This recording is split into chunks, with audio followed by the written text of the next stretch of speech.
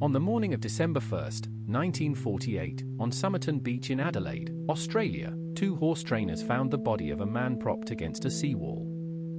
He was approximately 45 years old. He wore a brown suit, a tie, polished brown shoes, and a clean white shirt. He had no wallet, no identification, no hat in a decade when men always wore hats. Every label on his clothing had been cut off. He carried no money. He had been seen the previous evening by passers-by who thought he was sleeping. He had died sometime in the night. The autopsy could find no obvious cause of death. The pathologist suspected poison but could identify no specific substance. The man had eaten a pasty about 3 hours before he died. He had no known injuries. His teeth were healthy. His hands suggested a life of manual labor. His calves were unusually well developed, suggesting an athletic background or possibly ballet training. He had no fingerprints on file with any Australian or international police database. He matched no missing person report. He carried, sewn into the lining of his trouser pocket, a tightly rolled scrap of paper. On the paper were 2 words printed in an unusual font. Tamam shud. Persian for, it is ended. This is the Somerton man. For 76 years he was Australia's most famous unidentified body.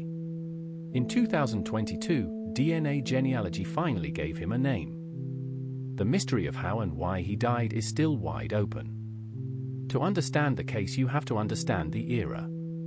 December 1948 was the height of the early Cold War. Australia, allied with Britain and the United States, was running the Woomera rocket range in the Australian outback, the largest weapons testing facility in the Southern Hemisphere.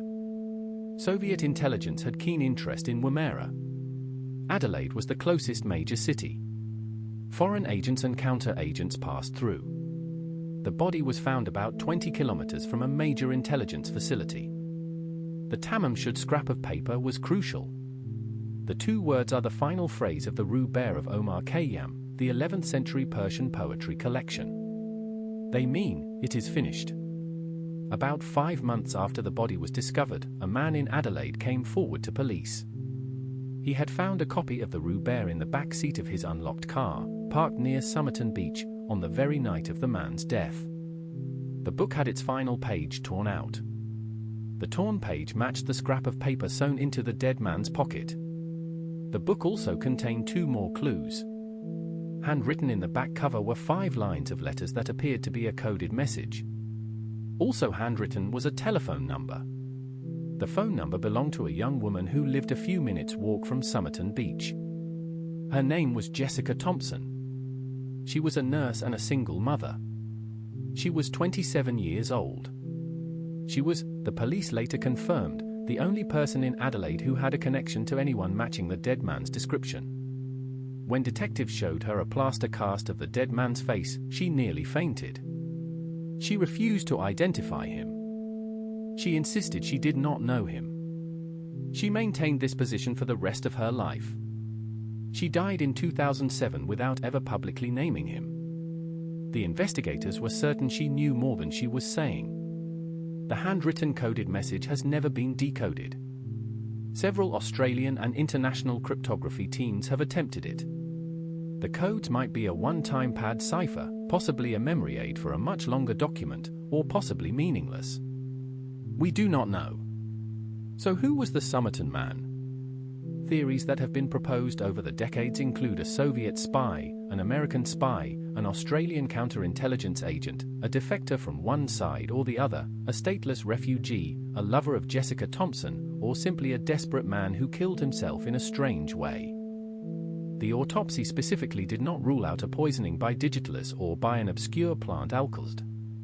Such substances could have been deliberately self-administered or could have been administered by someone else.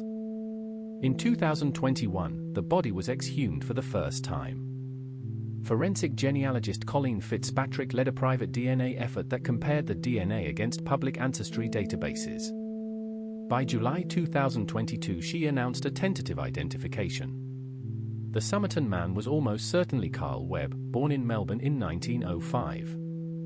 He was a wireless instrument maker. He had been married to a woman named Dorothy Robertson, who had filed for divorce shortly before his death. The marriage had been troubled. Carl Webb's family had not reported him missing because he had apparently been estranged from them. The professional cause of death is still officially unknown. The identification of Webb has not produced a definite resolution of the espionage theories. The genealogical match is not in dispute. Whether Webb was also a spy, a depressive who poisoned himself, or someone who became entangled with foreign intelligence in 1948 Australia, remains debated. The most likely conclusion, based on available evidence, is that Carl Webb travelled from Melbourne to Adelaide in late 1948, possibly to see Jessica Thompson, possibly to escape a collapsing marriage, possibly because of a connection neither family will openly discuss. He died on Somerton Beach. He left no explanation. Jessica Thompson never spoke. So what is the real lesson of the Somerton man? The case demonstrates how completely a person can disappear from the record while still being physically present. Carl Webb died on a public beach, in the most photographed corner of an Australian capital city, surrounded by witnesses and pathologists and police. He was effectively erased for 7 decades.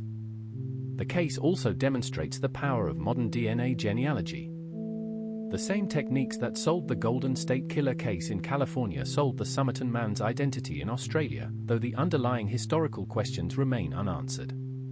So who do you think the Somerton man really was? An ordinary depressive, a Cold War operative, or something else?